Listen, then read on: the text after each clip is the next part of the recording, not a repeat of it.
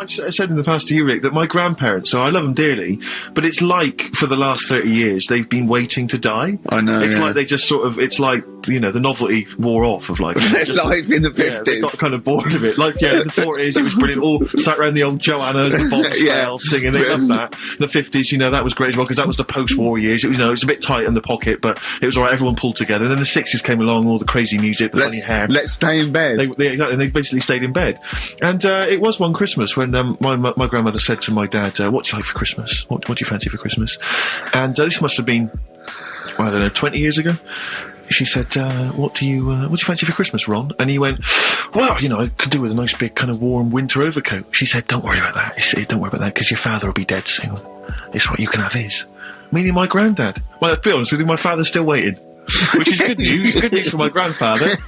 Less good news for my dad. Freezing. He's freezing. He phones up. How is he today? He's fine. Okay. Oh, I'm freezing. It's such a weird mindset, that. I think that, to me, is what sums up people from that older generation, the 40s and 50s. And it seems to me that you've got that kind of mindset. It's like you were born in the 30s.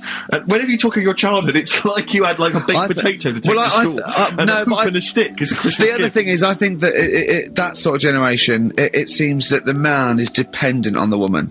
There's a total dependence. Oh, absolutely, If she dies, he's done. Yes. He's done for. Yeah. Just pine away. If he dies, she's got 30 years of pottering. Absolutely, yeah. Do you know what I mean? Yeah, and going to, like, you know, the youth club and the church. I know what you mean, yeah. It's sort of like that. It's sad. Of course, it's sad for them, but it's sort of not the end of their life. No, sure. And it sort of is the other way around. I don't know why that is. Yeah. It's terrible. That's a little melancholy thought for I know, Christmas I've really you brought it down, you've brought it down, I've brought it. This isn't a nice show at all, this is terrible. Well, we're going to have really people just killing themselves. What? Well, I didn't really want to make it a Christmassy type show, because I don't really like it. Oh, he's done it again. Well, you did Christmas once, didn't like it. No, it's just... Play a record. I'm not religious or anything. What are you? You're not anything. Walk Out to Winter, Aztec Camera, before that The Pretenders. It's Ricky Gervais' show, but I'm here, Steve Merchant, Karl Pilkington's here. Christmas Eve, Radio 2, Merry Christmas.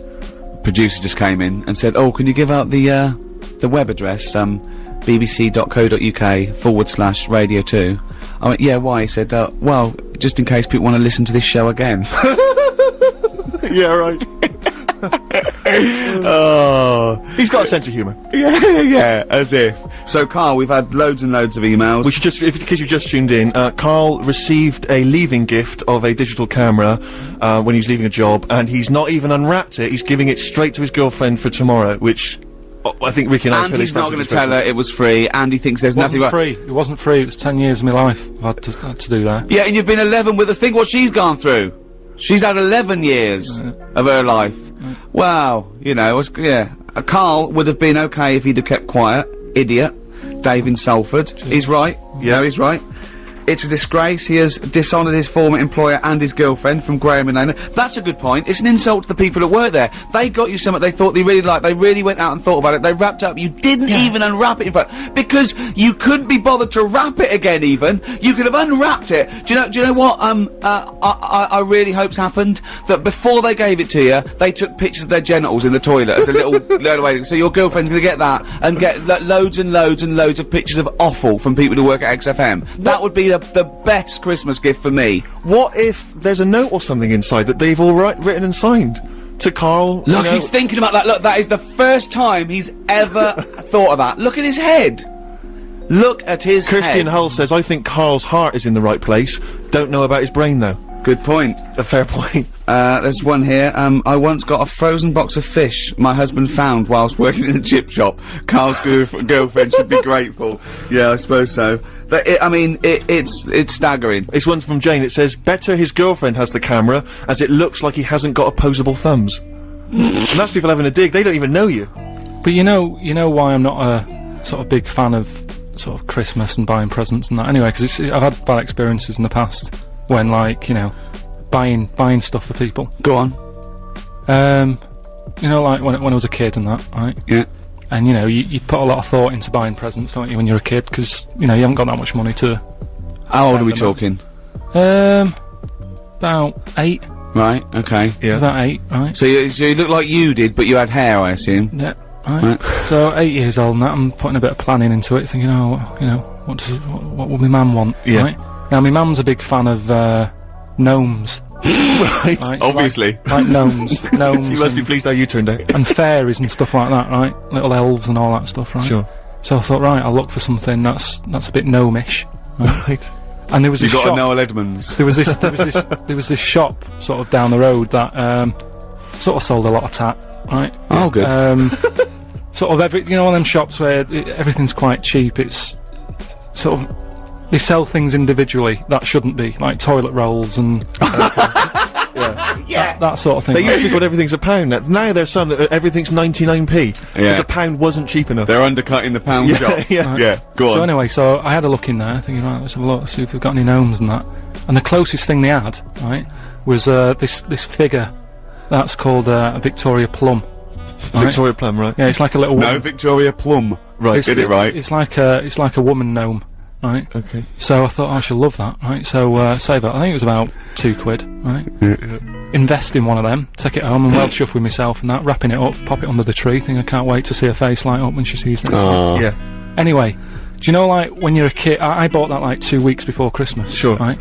And do you know when you're sort of excited and you want to give someone a present earlier? Yeah. You know what I mean? Yeah.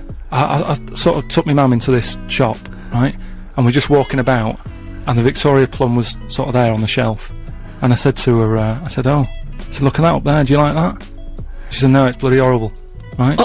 Oh. So it's too late, to go back. You spent all your money. Money's spent, it's wrapped, it's under the tree, right? I'm thinking, I can't believe it. So I said, no, that, made sure she's looking at the right thing. I said, no, that little gnome woman, yeah, it's horrible. Oh no, yeah, right? Oh, God! Christmas Day comes, right? I open my stuff, right? She's about to open hers. Sad. This is like Dickens. She opened. She opened hers and that, and she went, "Oh, that's lovely." That I said, "No, don't give me that." Do you know what I mean? You said it was horrible. She was a liar. Yeah. For pretending, for not wanting to hurt your feelings. She was a liar. And that's why, But things have moved on. What are you on about? Yeah, but you don't forget, do you?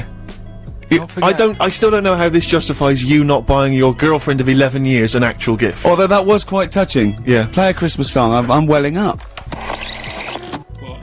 Are you not in the Christmas spirit? Why didn't you enjoy last Saturday? What did you do? I went all the way back up north again, right? Because it was Suzanne's dad's birthday. Right, I was busy last week, didn't have time to get him a present or anything. Didn't have time to get him. So I got to Euston Station, bought a card for him, which was a Christmas card, so he wasn't happy because he was saying it's my birthday, and I said, well, I won't be seeing you again. So I've got a joint card, and then we went out. Did you get him a present? Well, no, because we went out on Saturday night for something to eat at this pub that he likes. It does nice steak and onion rings, right? Lovely. So he should have been happy anyway. Yeah. But What, you paid for it? no. But you should have been happy anyway. Suzanne paid for that because it is her dad, right, not mine. So I said, all right, what can I do? I said to her. So she said, just buy a few drinks or something. Anyway, I didn't get around to getting drinks. I can't believe it. Didn't get round to getting the drink. Right, so I said, right, I'll pay for the cab. Right? Oh, what a lovely Christmas gift that is. Yeah, So- £2.50. I paid, it was like in £3 Manchester there, it is. £3 back. So £6 you spent on him. Well, no, I spent more. See, that's what he said. He You said, get the Bolton and back, can't you, for he that? said, oh, you've spent on me £6 for my birthday. I said, no, I haven't, because I gave the taxi driver a tip. I'm a little bit worried about his attitude as well. Because even if, I mean, that is a stingy present, but you don't say... Well, let's be honest, that's the worst Christmas gift ever, because, I mean, you're pretty bad, like we discussed in the past, but at least you spend a bit of money. Yeah. It's just thoughtless. Yeah. This is nothing. I know. You haven't given him any time. I mean, I would... And I knew my demographic. They loved it, my family. the They couldn't scratch believe their luck. You know. Well, a tenner. You spent a tenner on him. Well, the cab fare was £6. But the thing is, he doesn't. It's not. I don't think he's saying that. I think it's the fact that this is like, frittering away in everyday it's life. kind of He would thoughtless, isn't have loved to. I'm sure he would have been appreciative of a lovely £10 gift that you cared about and bought. A book he probably likes, Fly Fishing, doesn't he, by J.R. Hartley? If you'd have bought that, he'd have gone, "That's what I was looking for." Well. Or what I was looking for, Carl. Bloody hell, Carl, you little bald twat. That's just what I wanted. So. All right, so just calm down. So what have you got planned for Christmas? Is this what I mean? Are you doing the same? Oh, Carl, excellent! You've paid me milk bill for this week. That were nice. I'm spent this year. So have you planned anything for Suzanne, or are you just? Yeah, I'm taking her out Christmas Day for something to eat. Well, does she know that? Was that? She's working today, so she. So Right. Okay. So what Christmas gift have you got? That's it. I'm taking her out. What, you haven't got a present? No, because we spent a lot. Don't this forget year. that's half yours though. You're not going to just be sitting there watching her eat, going, "Oh, I'm hungry, but I spent all." You're going to be eating as well. That's half yours. So she's got Look at his nothing to face! unwrap. He's like a cat who's But been wait a hit. minute, she's got nothing to unwrap. There's nothing. She's going to hand something over to you, because I've met the woman, she will. She'll hand something over, you'll open it, you'll love it. I might get something today. You shouldn't take me to begrudgingly persuade you to do it. God. Yeah. Right. Right, so Yeah. Hey, I should just point out, because it's Christmas time, we've had an email from Dickie Anderson. Oh, Whee! Dickers. Yeah, RA is, well, he's, I suppose he's a long time listener. Yeah. And he emails us most weeks. Ricky, if, as I suspect, I'm your only listener, I wouldn't bother with your show today, as I've got to attend some family Christmas nonsense at Auntie Marion's house. That's from Dickie Anderson, and he's good, because considering he hates the show and everything we stand for, he does take the time to email every week. That counts. That counts to advertisers. Yeah. I think we've got a lot like him. We've also had a lovely Christmas card here from Alexandra, right? Who's wishes she loves the show. She loves you, Carl, and she's enclosed some biscuits for you to save you a bit of money, because she knows you goes out and get your own biscuits. And we've got a lovely little packet of Fox's Well, why don't you wrap Creations. them up and you can give them to your girlfriend? Rick Waller, you'll be pleased. Now, obviously, as you know, I'm a huge Rick Waller fan. Not only has he got a great singing voice, but he really is a picture, isn't he? No, I know it's a bit harsh. I've said it before, but he does make me a little sick to the stomach when I look at Rick Waller. And to be honest with you, it's his own fault. You know, he went in Celebrity Fit Club. He had a chance to sort things out, and his attitude was wrong, and he didn't trim down. And he's, for want of a better phrase, a bloater, and slightly grotesque. But you know, he's in the paper this week saying that it was all because of his image. He didn't fit the stereotype of what pop stars should look like, blah, blah, blah, blah, blah. Well, he's disgruntled by this. He's got a great singing voice. Well, he has got a great singing voice. But the point is this, Rick, since the days of Elvis, since the days of Bing Crosby... He's not as bad as Elvis. But you're a star because you have to have the whole package. The voice, the sex appeal, everything. We know how it works. Kids buy it. It's pop music. That's what pop music is. You know, if you want to be a big fat bloater, you've got to at least be as good as Barry White. He isn't. Or Pavarotti. And so anyway, he set up an organisation. He's already got a band. You know, he's got So a band. you're saying, get over it. The world should revolve around looks. Well, no, I'm saying pop music. That's what pop music is. I mean, this kind of obsession with he should get a chance. So you not know? on record. No, I know, but be a He session might be a backing singer. The point is, Yeah. this kid wants to be a star. He wants to be a star, doesn't he? That's the point. He doesn't want to sing and make a couple of records. He just wants to be a star. He wants to be a I'd celebrity. have thought that's the real rub, that actually he's not being truthful with himself. Yes. He doesn't just want to make beautiful music and sing well.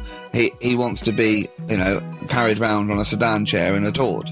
Imagine that. I know. Imagine the He'd number have of to have a people. lot of money to pay for the entourage that can carry Yeah, him. the I 4 know. elephants needed.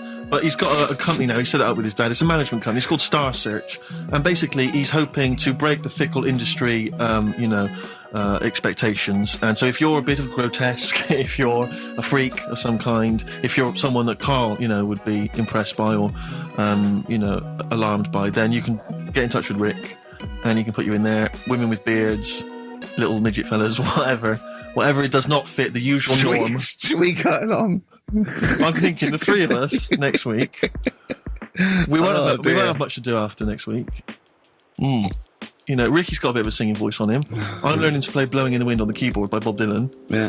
So I can master that. I don't know what you can do. You can dance. You can dance, can't you? You know that. You've done it. You've done dancing, so... Exactly. It's like, Little Donkey. We'll have a hit at Christmas. Perfect. I'm good at that. What were you meant to be playing when you did Little Donkey in the play? Drums to We Three Kings. But you just busted it live, didn't you? I've done that. We're just talking about looks and stuff, right? Always. Because, it sort of cheeky freak of the week, we did that and I stopped doing it. Sure. It was upsetting a few people. There was a thing on the website the other day about Elephant Man, right? Just keeping up to, up on the news, what's going on there. And they did Drunky news. They did a thing about him and what he'd look like if his head wasn't messed up. Yeah. And they made a little picture for him. Was he quite good looking? Not bad looking, but you can't use it. It's not like you can't put it on a passport. Sure. Well, and the fact that he's been dead for several years. Yeah. No, but they also do that sort of thing for people who are alive. They say, this is what you look like. So you can't use it for that. Yeah. You can't use it. Isn't that's sort of like rubbing it in, though, isn't it? Really? It is a bit. Yeah. Unless they said, good news, you were ugly anyway. Yeah. To be quite honest, You wouldn't have pulled it. You didn't look like an elephant. if you were symmetrical, you weren't a looker. You couldn't use it on a little dating agency picture. This is what I look like. Yeah. And This they is phone up on the this is day. what I would have looked like. And they phone up and go, I'm intrigued. What do you mean would have looked like? Well, I'll see you, as we said, 7 o'clock. How will I recognise you? I'll be eating buns. Yeah, look for the giant cauliflower. Yeah, in a coat. Exactly. I love the fact that you're keeping up to date with what the Elephant Man might have looked like. Yeah, exactly. That is amazing. Carl's news is largely what's happening in around 1880. Yeah, or what might have happened Exactly, yeah. around 1880. No, but it's sad though. Did you watch that thing in the week? That What Are You Staring At programme? I didn't know. I couldn't face it. I know what you mean. It was about people who'd had unfortunate deformities. And Yeah, stuff. yeah, and it was really sad. I suddenly felt bad about some of the stuff we'd talked about and what have you. Because Can I just say something? Like that's quite a nice thing to say. I was only about some of the things we talked about. Should we go over what we've discussed today? What subjects have we brought up today? How can you feel sorry about things like that when we're still doing it? No, I'm just saying. You have a laugh and that, but then you see a program about it and you go, oh, What, you realise they're real people you're talking about? yeah. When do you ever forget that? When do you ever forget that when you bring up these cheeky freaks of the weeks, or when we talk about Rick Waller, that there's not a real person on the other end thinking about it? Yeah, but sometimes it's hard because they don't look like real people. Don't slag off Rick Waller. That girl was on with a big head. It's like Bow Selector.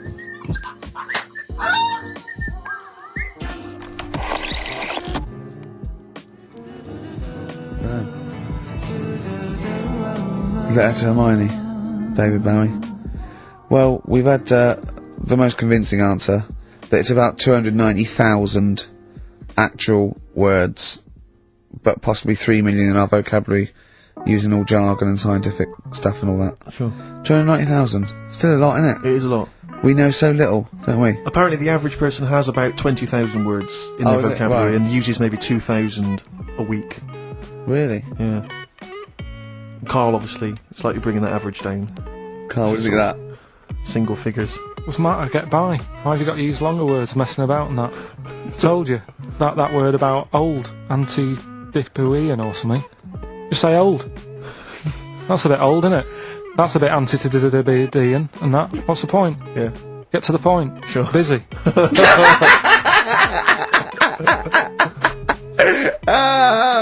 Right, okay, are you in a film this week, Carl? We're doing that now. Yeah, go on. Get it over with. Get it over with. Let's get this show over with. We can go home. You can go off to Lanzarote and sit on some ash. Some charcoal. He's not happy about that. That's annoyed him. The listeners have all ganged up on him. Yeah. XFM giving him 2 CDs. We've had more calls for his resignation this week than ever before. What do you think of that, Carl? What do you mean? There's another reason. Do you know what I mean, though? Because he's grumpy. He's not just giving it. He goes, well, I can't help it, can I? I don't want it. You're being paid well to do a job. People have tuned in to be entertained, to have good songs. Me and Steve are working I'm pressing here. the buttons. I'm paid to press the buttons. That's what I'm doing. Has every CD started on time? Then why would they give you Monday off if you just paid to press the buttons? Don't get every other Monday off, do I? So have you stopped doing that now, have you? Well, yeah. Why? Because there's work to do and that. But I'm not moaning about it. Let's get on with it. Right, Scrooge, right, is the film that I'm in. Thought I'd do a Christmassy one. Okay. Right? Yeah. Get people in the Christmas mood and that. Yeah, you have got people in the Christmas mood. You're like Santa visiting them. So... It's you in the film Scrooge. Yeah. Which Yes. version of Scrooge? The old one. Is it if it's just you moaning with bells, I'll be annoyed. Right, go That on is then. essentially Scrooge. yeah. Right, Scrooge, listen to this and then there's some question at the end. All right. And you can win some stuff and that. Yeah. Alright. Yeah.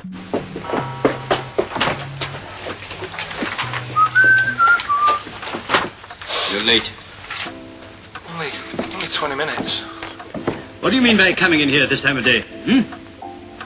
I've just been doing some Christmas shopping, haven't I? Probably do some more shopping on Monday because it's my day off, isn't it? Yes, I know it is. You don't have to tell me. Got to see what I've bought Suzanne? No, thank you. I don't mind showing you. It's only Your Christmas present, isn't it? Bought some more condoms. Why? Well, I bought some last year. Got 2 boxes. They all got used, so... I'm very glad to hear it. How much do I pay you? Why are you asking? The presents I buy has got nothing to do with what I earn. Like I say, if I won the lottery, I wouldn't go mental on her. Do you know what I mean? I probably wouldn't even tell her because I think she'd want to travel around the world and all that, and I'm not into that, to be honest, so I'd probably keep it quiet. Why? Well, once you've been around the world, where do you go next year? Each to their own, though, innit? You know what I mean? Well, what do you want? What for Christmas? Not that fussed, really. And you, it's just as well I'm not that fussed, because do you know I do some work at XFM? Do you know what they're giving me for Christmas present? Nothing. No, might as well have been nothing. 2 CDs. That's it. I was well fed up. I'm sure you will. They give you a list of about 30 albums and you get to pick 2 off the list. So I've gone for Kings of Leon album and Best of Bob Marley. Mr. Marley has been dead these 7 years. In fact, he died 7 years ago this very day. Did he? Do you know what sort of donuts Bob Marley likes? It's not my business. No, it's not a proper question. It's an old Peter Kay joke. He likes the ones with jam in.